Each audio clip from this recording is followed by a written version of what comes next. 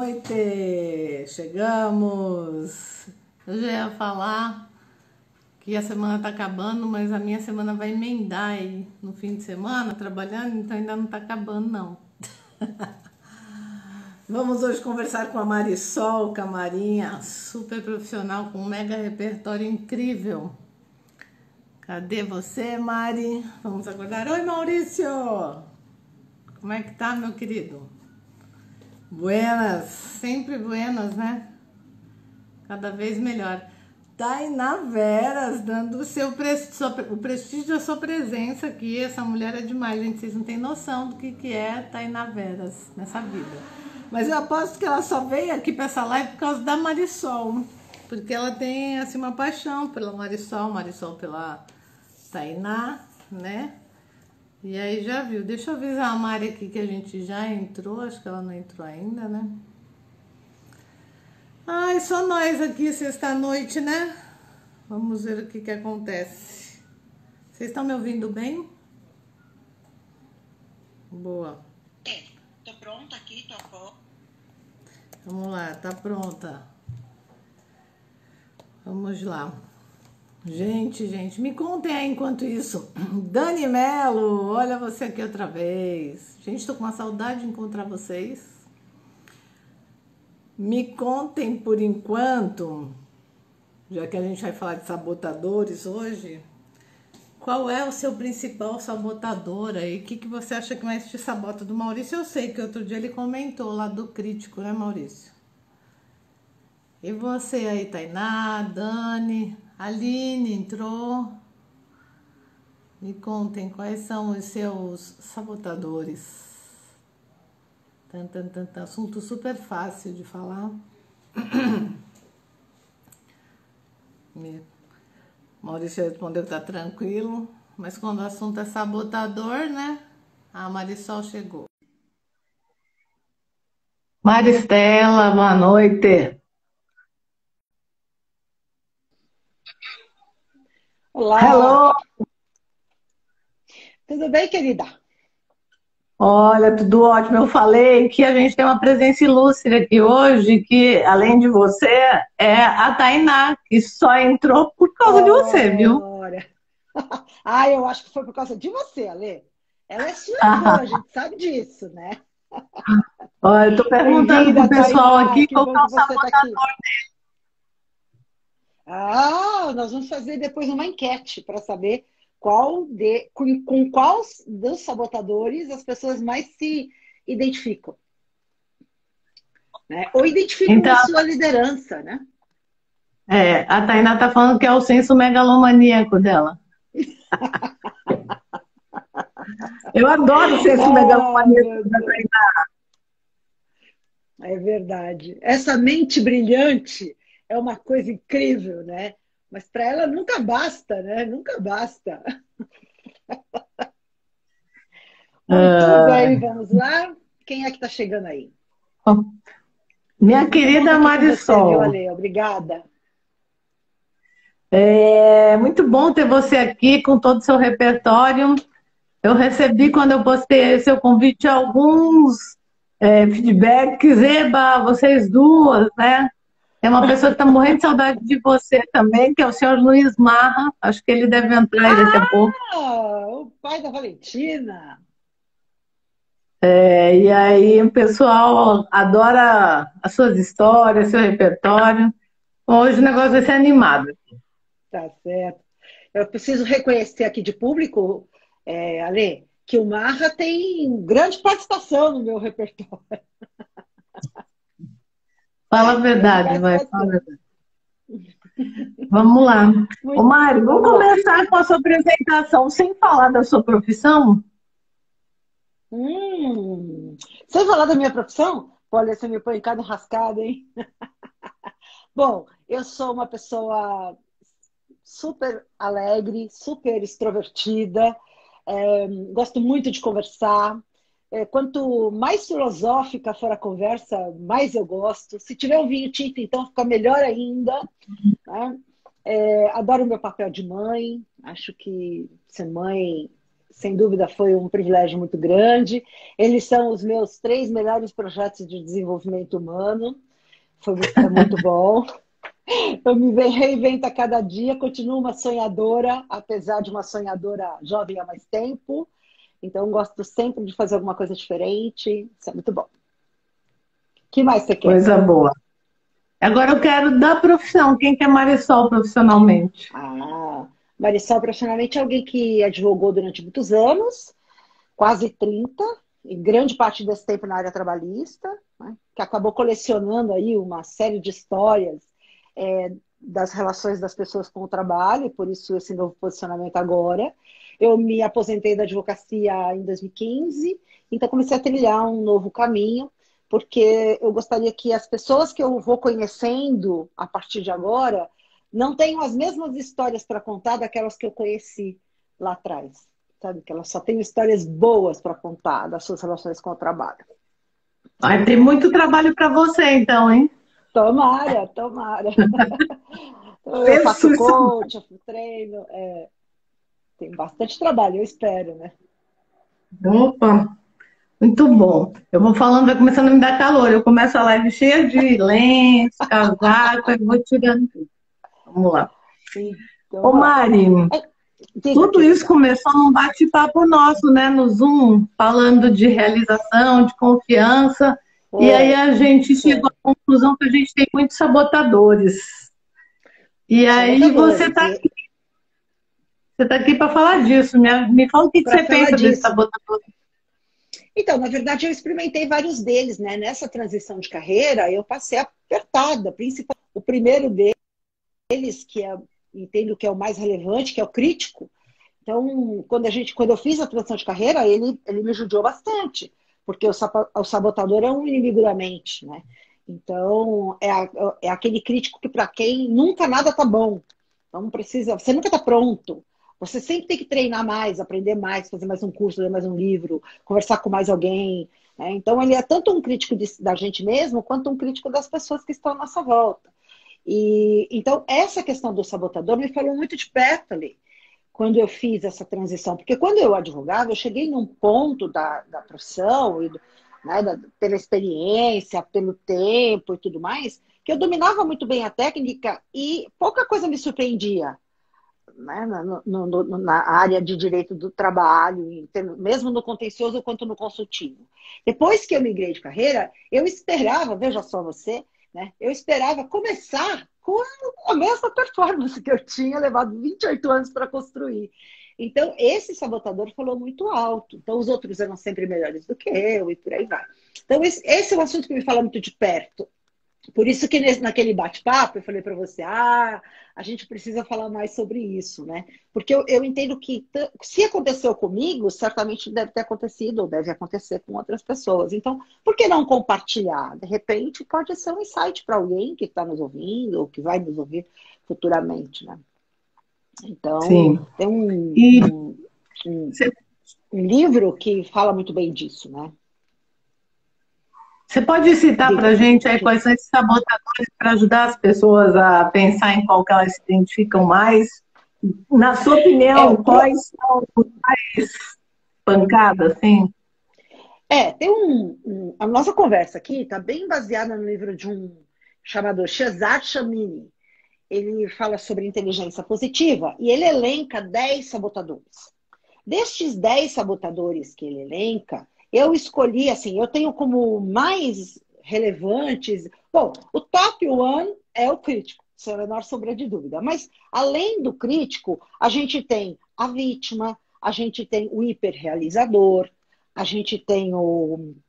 Aliás, o hiperrealizador é o que traz o burnout, por exemplo, é o workaholic. A gente pode falar um pouquinho melhor depois sobre cada um deles, né? Mas a gente tem o hiperracional, o superracional, aquela pessoa que nega todos os sentimentos seus e dos outros para alcançar os seus resultados. Então a gente também tem esse realizador que é diferente. A gente tem o controlador. Quem é que não conhece o controlador? Aliás, esse sabotador da mente, esse inimigo da mente controlador, está muito permeado aí na liderança mais antiga, né? Na liderança das antigas, que lidera por Sim. comando e controle, né, Ale? Então, Eu acho que esses que a gente falou aqui, 5 ou 6, não lembro, mas são os mais relevantes. Claro que a gente ainda tem aquele que quer agradar sempre, que é aquele que faz questão, que é o prestativo, que faz questão de sempre estar agradando todo mundo, que é o bonzinho, aí ele esquece de si mesmo para ser o bonzinho, porque ele tem necessidade de aprovação,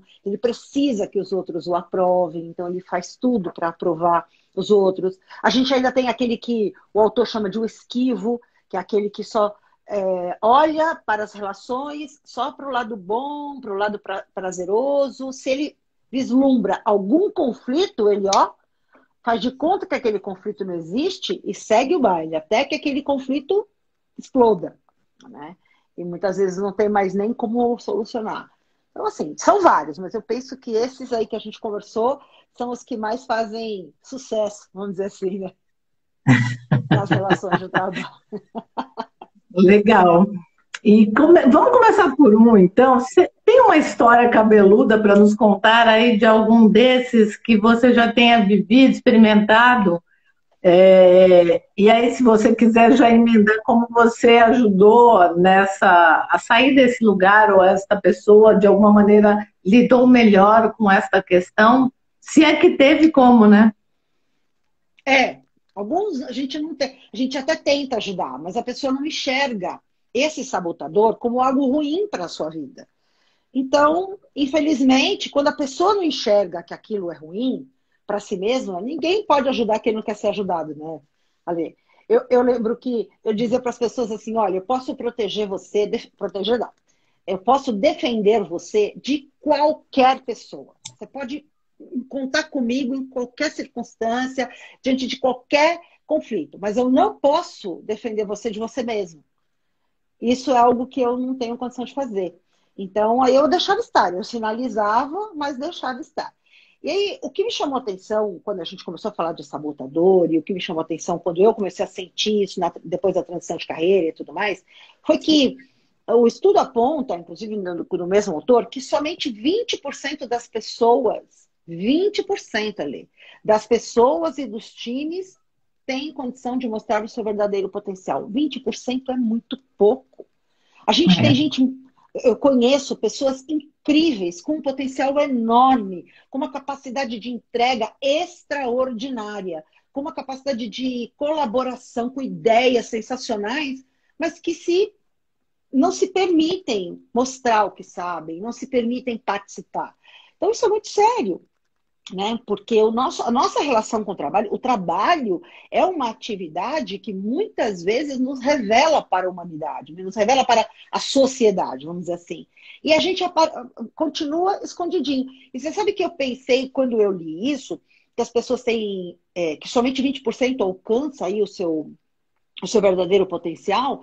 Talvez isso esteja um pouco na base de que poucas pessoas têm um sucesso e a grande maioria não tem. Fica ali, puxa, eu queria tanto estar onde a pessoa está, eu queria tanto ter o que a pessoa tem, mas eu não tenho, que a vida não me favoreceu. E aí entra o sabotador da vítima, né? A vida não me favoreceu, os meus chefes nunca me enxergaram, porque eu não tive sorte na vida, e por aí vai, né? Então, bom, você me Sabe pediu que um caso mais cabeludo? Pode falar. Não, eu ia te falar que sempre que falar da vítima, eu lembro de um vídeo do Will Smith que eu recomendo para todo mundo assistir, até vou colocar nas nossas dicas da live. Que é um vídeo que ele fala que todo mundo quer ir para o céu, mas ninguém quer morrer, né? E a vítima tem muito disso. Né, queria tanto essa vida, mas acordar cedo, dormir pouco, ralar muito. Não. Não tem. Esse chefe é um folgado, ele só sabe mandar. Queria que ele tivesse aqui no meu lugar. Ele não sabe de nada, mas então conta para o seu chefe o que ficaria melhor. Eu não. De jeito nenhum. Não sou pago para isso, enfim. E aí vai por esse caminho afora, né? Bom, o que eu tenho para te dizer, tem um único caso que alcança 2 sabotadores. Então, eu tive um cliente que ele tinha o sabotador do hiperracional. Ele era uma pessoa responsável por uma grande organização e com um grande time, e que ele, na verdade, exercia uma gestão por conflito. entre a sua liderança. Então, para a sua diretoria, e a diretoria replicava para a gerência, era justamente essa gestão por conflito. Então, ele era, e continua sendo, infelizmente, o hiperracional. É aquela pessoa que, sabe, a cabeça completamente descolada do corpo, é a pessoa que só tem o racional. Então, se alguém demonstra algum tipo de sentimento, algum tipo de sensibilidade, ele foge e acha aquilo ridículo. Aquilo é uma bobeira. Ele até chega a falar, eu ouvi falar mais de uma vez, infelizmente, né, que as pessoas eram indignas ou não mereciam o respeito dele. Ah, mas fulano de tal é extremamente competente. Mas é um frouxo. Se um colaborador falar que a mulher dele está não sei aonde, que precisa de não sei o quê, pronto, ele já, né, já rega. Então, ele era uma pessoa, né, faz tempo que eu não tenho contato, mas ele era essa pessoa hiperracional. E ele achava que isso era o melhor para a vida dele. Então, ele tinha... O hiperracional é alguém que só pensa, não sente. Claro que ele sente, mas ele nega o que ele sente. Não tem espaço na vida dele para o sentir. Não tem espaço, portanto, para a empatia. Não tem espaço nenhum para os relacionamentos. Então, ele não é uma pessoa que constrói relacionamentos. Tem os relacionamentos mais íntimos, hein? Não tem relacionamentos muito íntimos com os pais, nem com os filhos, e nem com o companheiro ou companheira. Então, isso para ele é algo muito distante. Ele faz questão de se manter realmente distante disso tudo. É alguém que tem esta dificuldade, né? E consolida isso cada vez mais. Então, a pessoa que é racional, ela trata as pessoas como coisas. E ela quer extrair das pessoas, das coisas, o melhor resultado para elas. Então, nesse caso, como ele tinha um grande time, ele fazia uma gestão por conflito. Como ele não tinha sentimento e não admitia que ninguém tivesse, ele punha um líder contra o outro, ele punha um diretor contra o outro. E aí os diretores, que faziam, né? Eram hiperrealizadores, trabalhavam horrores, né? Davam de tudo. Então, por quê? Porque eles tinham que ser excelentes aos olhos daquele líder. Eles se enfiavam, então eles tinham que ser, se não fosse excelente, porque eu não tenho nada contra a excelência, né, Ale? Excelência é um primado, vamos dizer assim, né?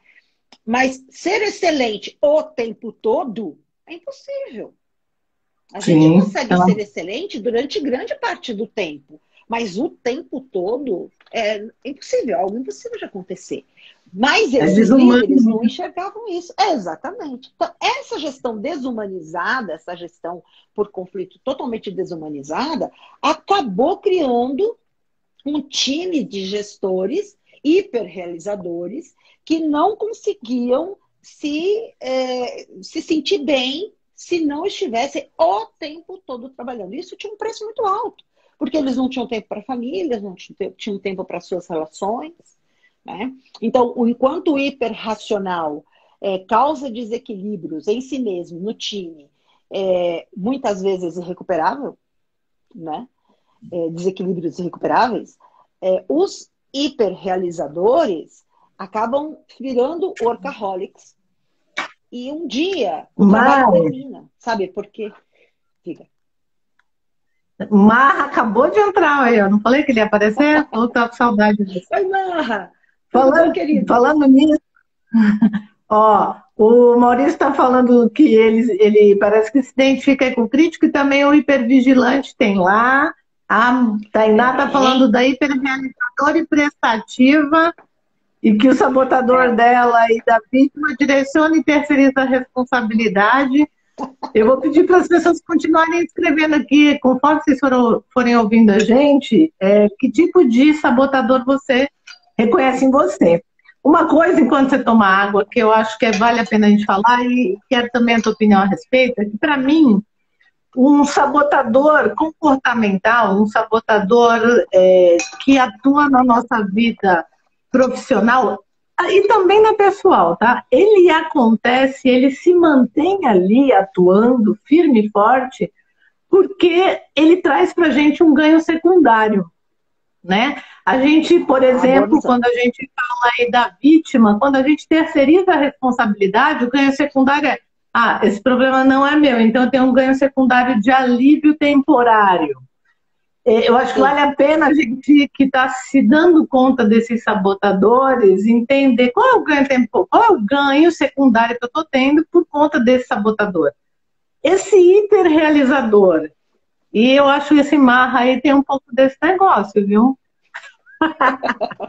E esse hiperracional, quais são os ganhos secundários que você, na sua hipótese, porque aqui a gente não tem certeza de nada, né, gente? A gente tem hipóteses para refletir. Que hipóteses de ganhos secundários o hiperrealizador e o hiperracional podem ter? Para as pessoas se darem conta que, e começar a perceber. Então, eu penso que o hiperrealizador, ele tem um ganho secundário de eu sou o máximo, né? Eu não vou usar aquela palavra que você costuma usar, porque eu não consigo, entendeu? Aquela Mas que a pessoa começa com normalmente F, é essa mesmo. viu, Então, gente? a Eu pessoa sou F, normal, a fera, pessoa é fera. isso, fera. Eu sou fera. Ninguém é melhor do que eu. Então, eu posso muito. E, na verdade, tem um ganho secundário mesmo, porque a pessoa, nós muitas vezes não sabemos o potencial que temos. Quando a gente tem um desafio e a gente quer mostrar que é capaz de superar aquele desafio e tudo mais, então a gente vai, essa força vai emergindo e vai se manifestando em torno de nós. Então, é uma adrenalina ali muito gostosa, sem a menor sombra de dúvida. Então, isso no hiperrealizador é um combustível. Só que assim, até quando? Ou a que preço? Vai chegar um momento em que você vai precisar se sentir muito bem com o que você faz e com o que você fez, o que você entregou, mas vai precisar também se sentir muito bem com as pessoas que te cercam. O trabalho é essencial, mas em algum momento o trabalho não vai precisar mais da gente, ou a gente não vai estar mais apto para o trabalho. Então é preciso que a gente tenha um outro tipo de legado também. Então, na minha percepção, o hiperrealizador é essa pessoa que tem um combustível de fazer, de realizar, bateu a meta, dobra a meta, bateu a dobra da meta, triplica a meta e por aí vai. Então, e acaba virando um. Por isso que a gente tem esse pessoal com burnout, por exemplo. Isso ficou Entendi. tão disseminado que virou uma doença ocupacional. Então, o sabotador, na verdade, ele cria padrões de comportamento que as pessoas não percebem, mas que adoecem. Adoecem relações ou adoecem o corpo físico. Já o hiper racional é o cara que ganha assim, todo mundo morre de medo de mim porque eu mando. Então ele tem uma necessidade de ser temido, uma necessidade. Penso até que ele tem uma certa superioridade ali. Ele precisa provar para todo mundo, para alguém, ou para alguém que duvidou dele um dia, que ele realmente é muito bom. Então, é por aí que ele vai. Minha percepção. Queria ver a tua. O que você acha? Entendi. A Tainá estava perguntando aqui se a gente acha que o hiperracional tem relação com o perfil psicopata.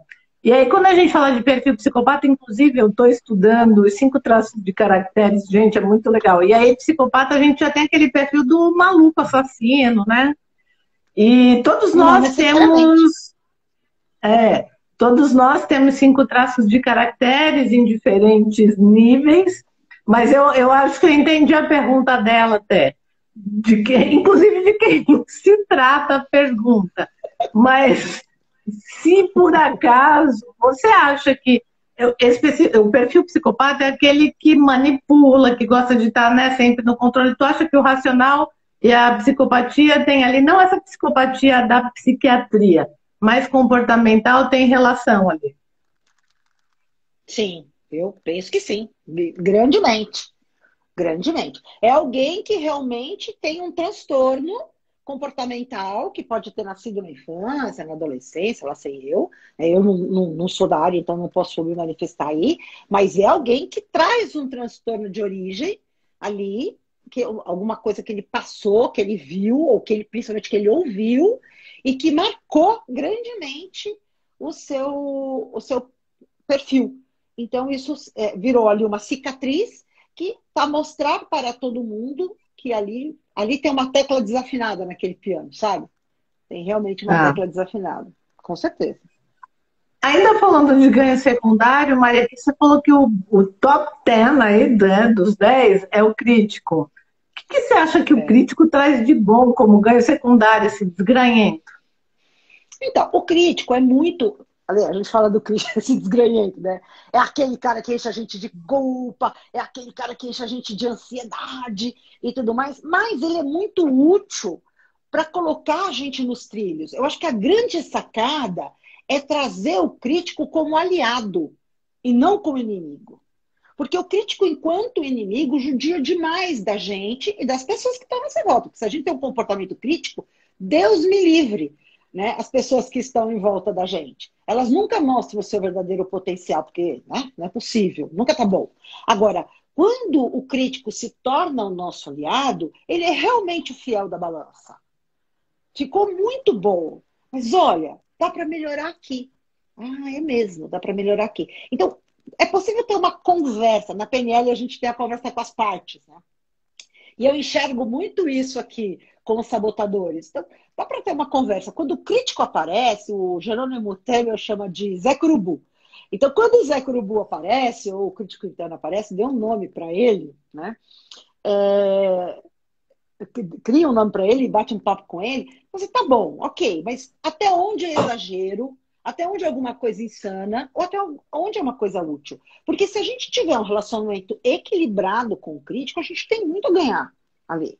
Se por um Sim. lado o ganho interno dele ser inimigo eu nunca vou me expor, eu vou ficar aqui porque eu não tô nunca tô pronto, então eu não vou me expor. O ganho eu ainda preciso de mais tempo, então eu não vou me expor. Eu estou mais seguro aqui. Agora, a perda é muito maior, né?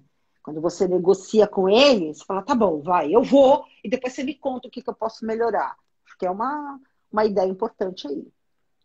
Muito legal essa ideia aí. Ó, vou dar boa noite também para o pessoal que está chegando. Cristiane, Adriana.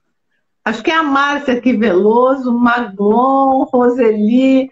Tainá tá falando que tá rindo alto lá das Não nossas sei por que conversas, nós somos tão sérias, Ale. né? Você sabe por que a O Tainá tá Maurício, rindo? eu não sei. O Maurício está falando, Maria Lê, qual um modo fácil para despertar o nosso sábio? Peraí que tem continuidade a pergunta dele aqui, que eu brinco com esse negócio aqui dessas perguntas. Vai lá, vai lá. Então ele quer saber se tem um modo fácil da gente despertar o nosso sábio. Eu acho que nada é muito fácil nesse assunto aqui. Mas se tem um comprimido até ele tá apertando palhaço, né? Eu acho que ele tá forçando um pouquinho a barra, né, Ale? Maurício é um cara É, legal, a gente sabe, mas aí ele está forçando um pouquinho a barra, porque realmente um jeito fácil de despertar o sábio não existe. Mas eu penso que se a gente trouxer um pouco de generosidade, de reconhecimento pelo por quem a gente é, por quem a gente se foi se tornando ao longo do caminho, e eu também sinto que, embora não tenha uma relação direta, mas eu também sinto que com o passar do tempo, a gente vai abrindo mão de coisas muito tolas e vai realmente mantendo com a gente só aquilo que vale muito a pena. Só aquilo que cresce, que engrandece. E a gente começa a manifestar nossa sabedoria a partir daí. Então, as coisas pequenas, as coisas tolas, aquelas que não vão fazer a menor diferença na nossa vida a médio e longo prazo, a gente simplesmente nem para escutar. Mas aquelas que realmente são relevantes, e assim como as pessoas e as ações, onde eu vou investir meu tempo? Onde eu vou investir? Porque tempo é vida, né? Onde eu vou investir meu tempo? O que eu vou dedicar da minha vida neste projeto, com esta pessoa, neste trabalho? Então, esse refletir é resultado direto do nosso sábio. Só que, para ouvir o nosso sábio, Maurício, depois eu queria até te ouvir também, se você puder escrever para a gente, para ouvir o nosso sábio, a gente tem que abrir mão um pouquinho do nosso crítico. Né? Porque se ele não deixar o sábio falar, ele vai dominar completamente a situação. Então, tem que negociar com o crítico e tem que fazer aí uma comunhão entre um e outro, né? Porque senão a gente já não consegue chegar lá. O que você pensa disso, Alê? O que você acha Então, desse eu sábio? penso, eu acho que esse sábio aí, ele com a idade, eu acho que ele vai aparecendo mais, você tem toda a razão, pelo menos eu tenho visto isso. E quando a gente vê as pessoas bem mais idosas, assim, que só se importam com o que realmente importa, você vê que elas são bem mais felizes. E o engraçado é que elas falam, agora eu posso me permitir, né? Então, eu acho que o sábio vem com um repertório de vida. A gente até quer ter ele antes, né? Eu vejo meu filho que tem 24 anos e às vezes a gente trocando coisas e ele está fazendo terapia agora, mó bonitinho, descobrindo várias coisas sobre a dinâmica dele. E aí eu olho e vejo tão explícito, mas para ele aquilo ainda é tão encoberto, né? E eu acho que, inclusive, exercitando esse sábio, é, é uma oportunidade da gente se colocar no nosso lugar de, primeiro, respeitar o outro pelo processo que ele está passando e os aprendizados que ele está tendo, né? Seja um colaborador, seja um filho, seja um amigo. Acho que o sábio, ele está nisso, né? Porque às vezes a gente quer ajudar de qualquer jeito, né? E quando a gente está sendo pago, então, né, Mari? Que você ouve a pessoa falando assim, mas eu estou te pagando para me falar, mas às vezes a pessoa ainda não está ali para escutar algumas coisas. Exatamente. Exatamente. Então, às vezes a pessoa quer. Não, eu quero que você. E essa é uma fala muito interessante. Não, eu quero que você seja sincera. Tem certeza? Quer mesmo? Não Eu é, sempre né? pergunto, Quer tem mesmo? certeza? Você tem maturidade suficiente para ouvir? Né? Porque Ai, ai. em relacionamentos amorosos, isso é muito comum, né? Só fazendo um apêndice aqui, é muito comum, que aí o parceiro, a parceira, a gente, para mim, qualquer coisa, a verdade. Eu prefiro a verdade a qualquer coisa. Então aí o parceiro, a parceira conta a verdade, pronto. Aí a verdade vira uma arma contra a pessoa, né? Então, por isso que eu digo, eu Ô, quero Mari, que mas você tenha certeza. Porque isso acontece a nos ignorância é amores, uma hein? bênção. Ô, É Mari, isso, Ale? essa mesma dinâmica eu vejo que acontece com os amores aí entre líderes e liderados. Que também querem, Sim. a fala, quero ouvir, mas, né? Não, Agora, pode ser deixa eu te fazer sincero uma no pergunta. feedback, né? Pode ser sincero. Pode falar. Feedback, né? O feedback, É. estava falando hoje com um colega, né? Que eu estou num projeto e tem uma parte do projeto que é uma tutoria e que a gente dá feedback direto e individual. Eu falo, gente, a gente tem que exercitar tudo que a gente ensina nos treinamentos, porque é uma dádiva, né? Esse negócio da...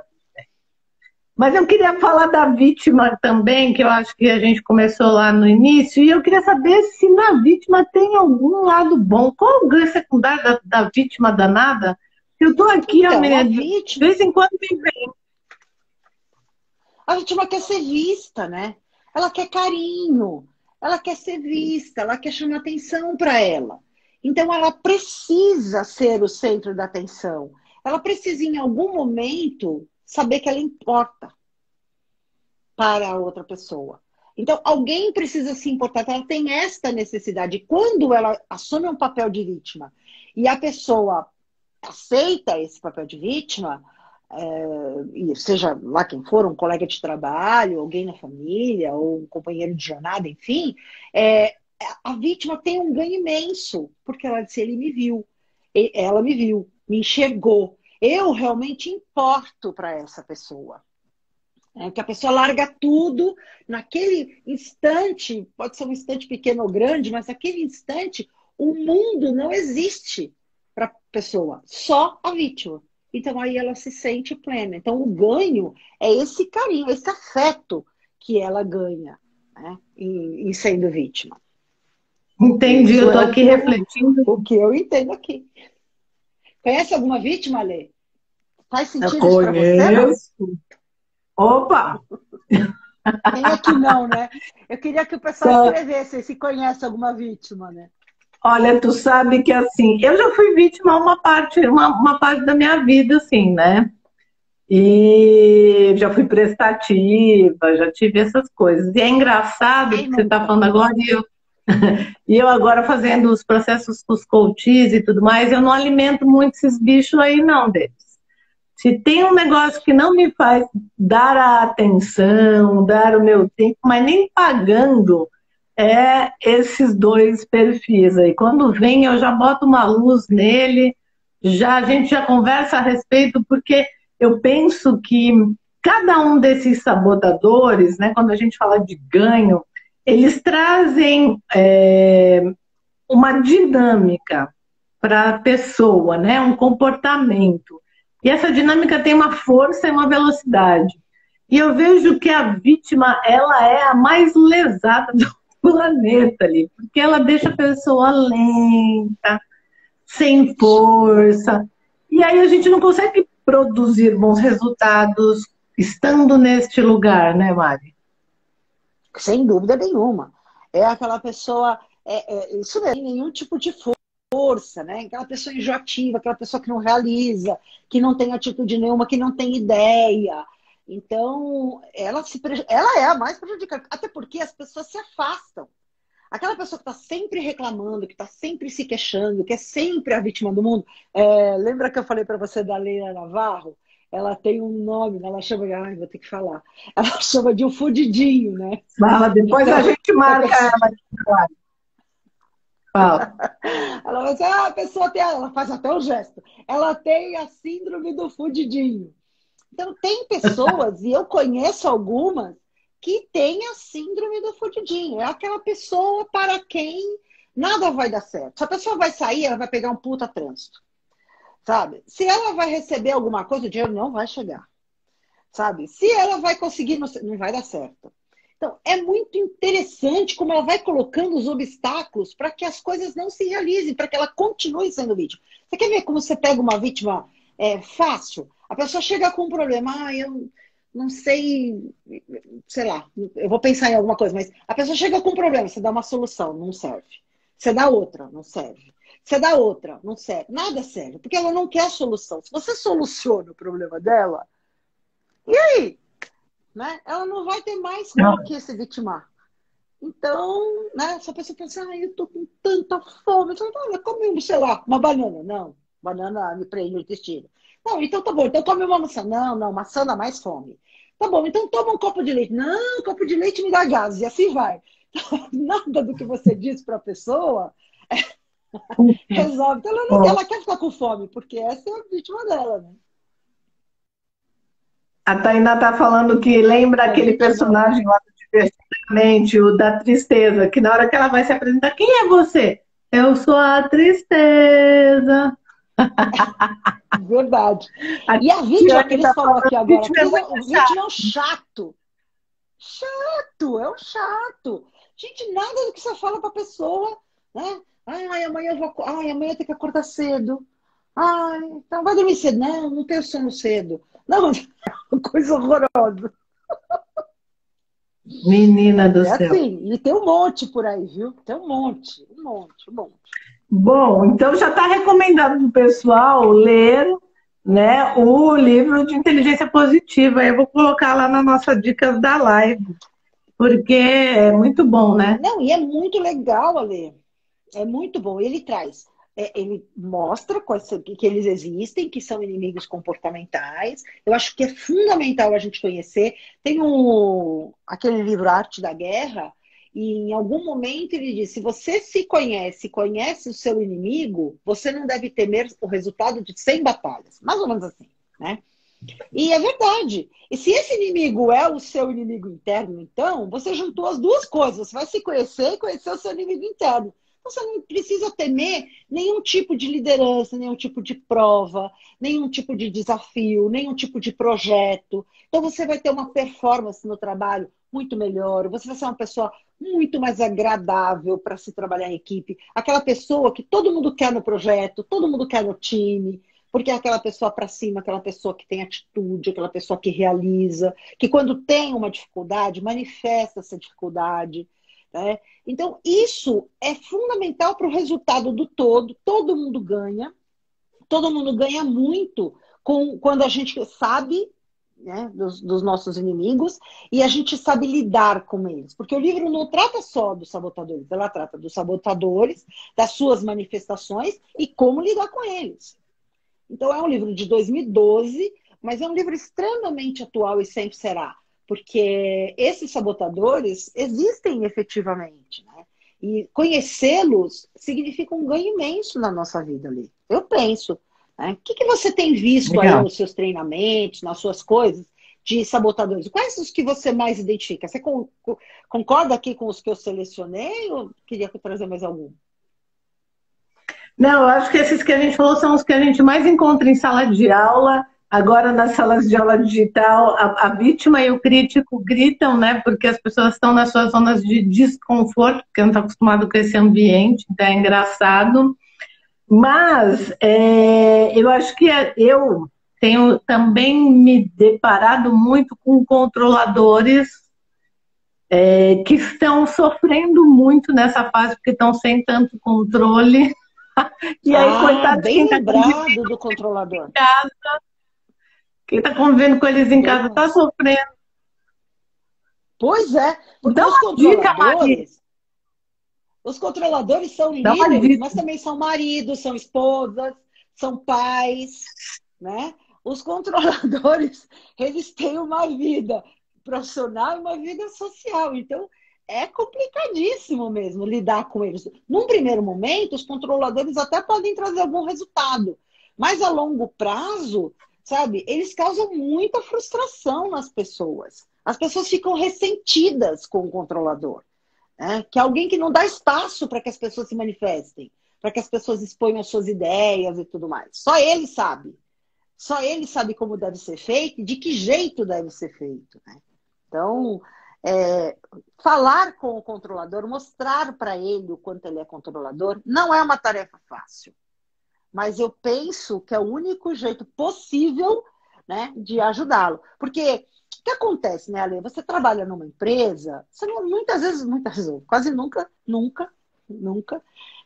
diga nunca, mas né, eu sempre ponho quase nunca, você escolhe o chefe. Ele simplesmente é seu chefe. E aí você tem um chefe controlador.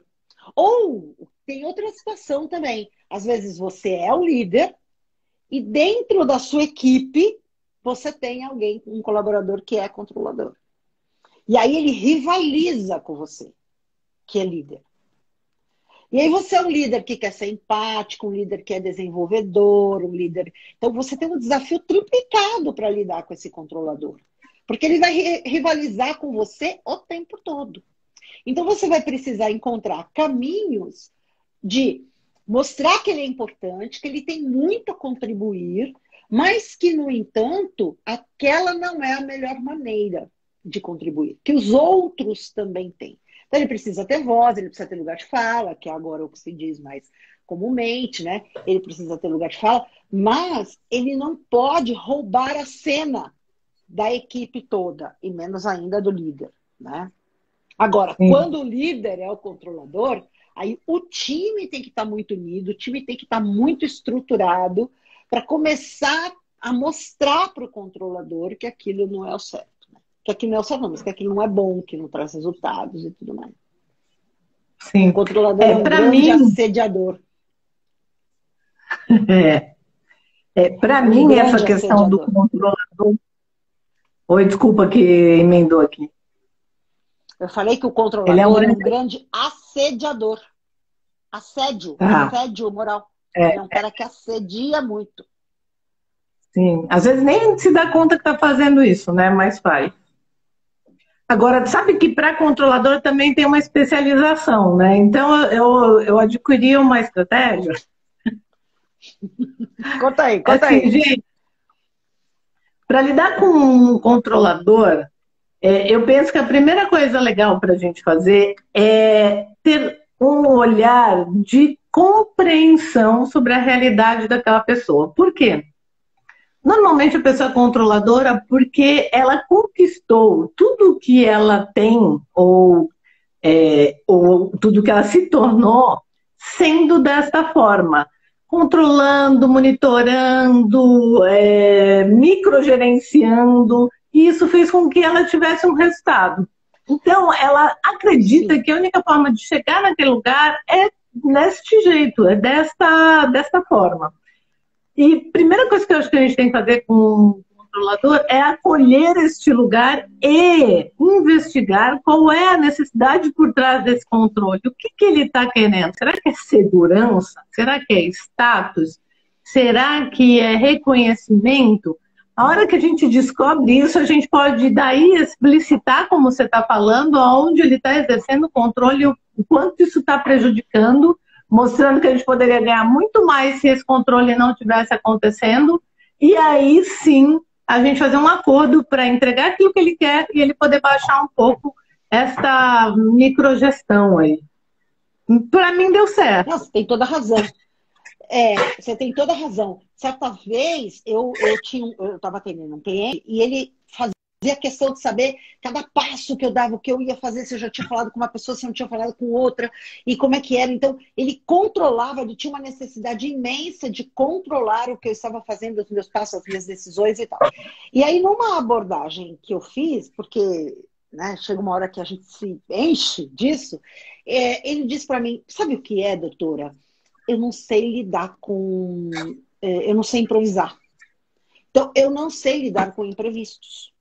Então, eu preciso ter controle de todas as variáveis, porque eu preciso estar preparado para o que vai acontecer. Então, tinha uma audiência, ele queria saber como é que ia ser, o que o juiz ia perguntar para ele, e etc, etc e tal. E aí, o que tinha ali? Uma enorme insegurança. A pessoa não sabia lidar com os imprevistos, não sabia improvisar. E, Ale, quem é que consegue prever tudo? É impossível. É possível. É impossível. Então você veja que isso é uma ilusão que a pessoa tem, muitas vezes. Né? Então, concordo com você que realmente a pessoa chegou onde chegou, sendo uma pessoa controladora em todos os sentidos, controlada financeiramente, controlada o tempo, enfim, concordo. Mas também existe aí um viés de insegurança muito grande, né? Eu penso. Certeza. Acho que por trás de todo controlador tem uma pessoa muito segura.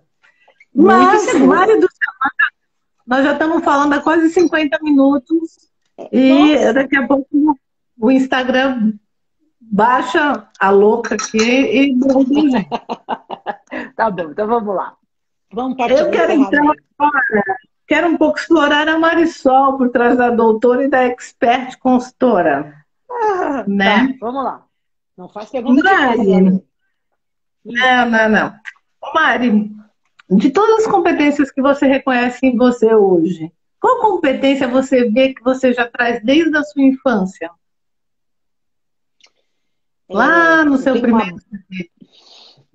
Eu tenho uma boa capacidade, Ale, de convencer. Eu acho que eu tenho uma habilidade persuasiva muito boa. Acho que essa é uma das minhas maiores habilidades. Eu tenho uma capacidade de persuasão das minhas ideias. Eu consigo construir, encontrar as palavras certas, encaixar e persuadir. Isso é o que eu sinto de muito gritante na minha personalidade. E o que você fazia quando você era criança que você já conseguia tudo que você queria? Conta pra gente. Tudo que a gente queria. Tudo que... isso não dá. Nada sim, porque vai ser melhor para todo mundo se eu fizer isso. Eu quero viajar. Não dá para viajar, mas vai ser tão bom. Olha, eu vou trazer isso para você, vou trazer aquilo para não sei quem. Todo mundo vai sair ganhando, né? Você sempre focou no... Muito. Muito bom. E outra coisa, Mari, para desmistificar um pouco da Mari toda poderosa, né? Eu brinco com o pessoal aqui. Qual é seu maior medo? O maior medo? O maior medo é de ser rejeitada. Sabe, de não ser suficiente.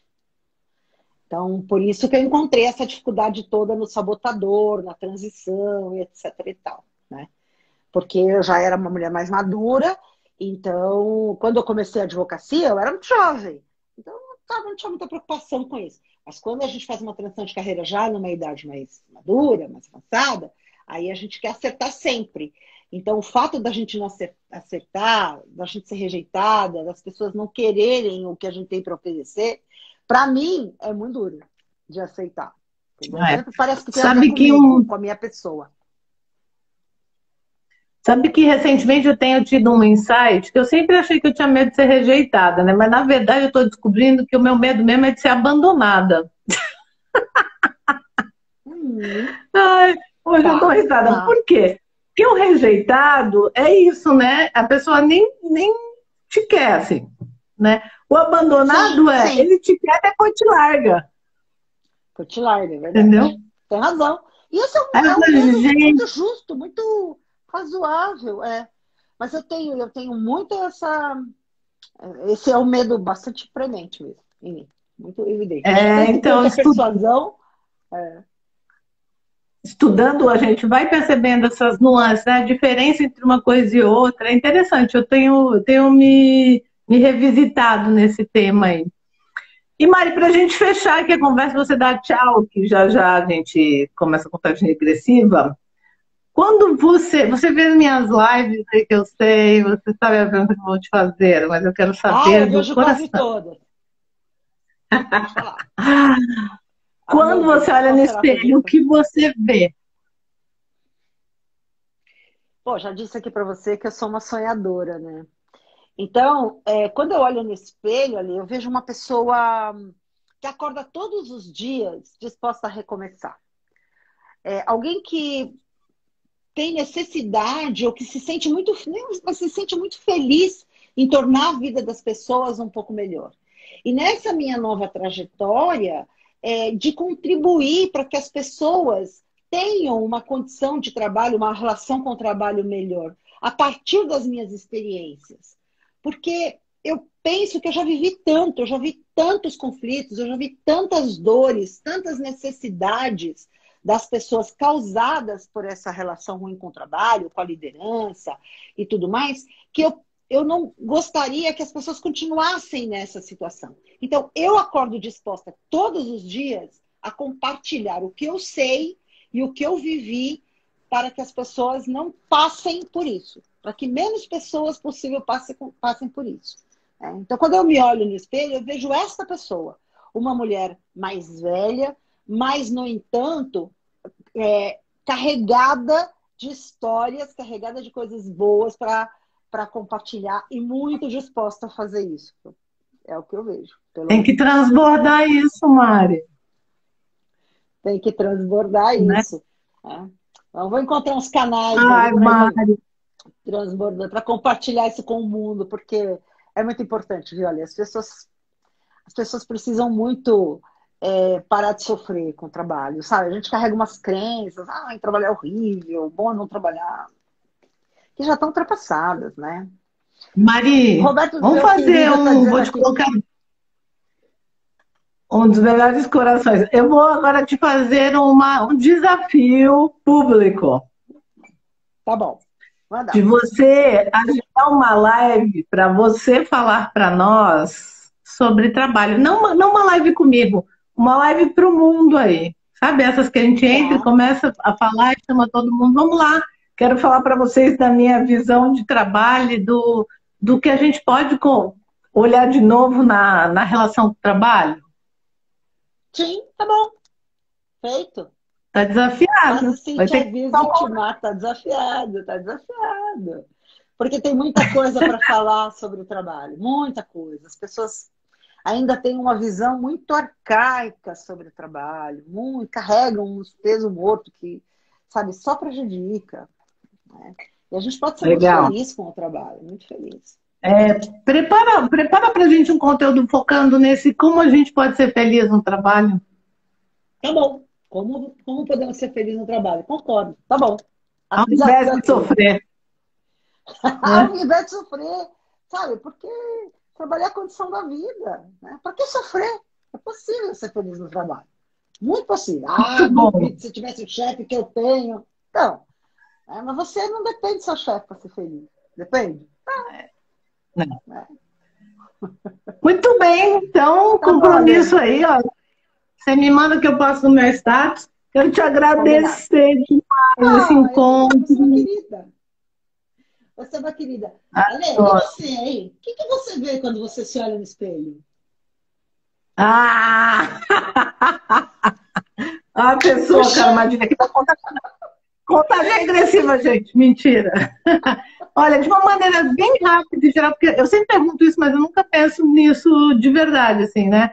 Mas o que eu vejo é uma mulher determinada tipo, que nunca está satisfeita com o que sabe, sempre quer mais, sempre acha que pode mais. E eu realmente acho que a gente não usa todo o nosso potencial, que a gente muitas vezes se economiza. Então, eu vejo uma mulher que não quer se economizar, quer se gastar, entendeu? Eu gosto de me gastar, Muito. então é isso que eu vejo aí, né? Mas eu vou pensar mais sobre isso. Um dia eu vou fazer uma live só sobre esse negócio do espelho. Então tá bom, querida. Mas Muito dá tchau obrigada pro pela povo, então. oportunidade. Muito obrigada a todos vocês que estiveram aqui. Uma alegria ter vocês aqui. Obrigada pela companhia, pelos comentários, pelas observações. Ali, obrigada por me chamar, né, por essa oportunidade da conversa, que é sempre gostoso, sempre divertido. A gente se conhece há muito tempo, há tanto que eu já perdi as contas, né?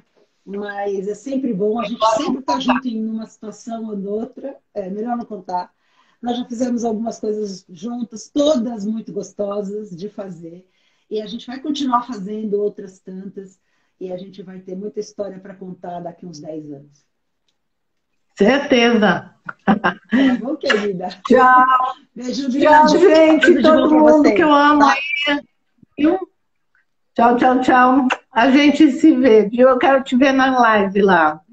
Me manda. Tá bom, pode deixar. Pode deixar. Tchau, Vou, tchau. vou fechar, gente. Beijo para todo mundo. Beijo.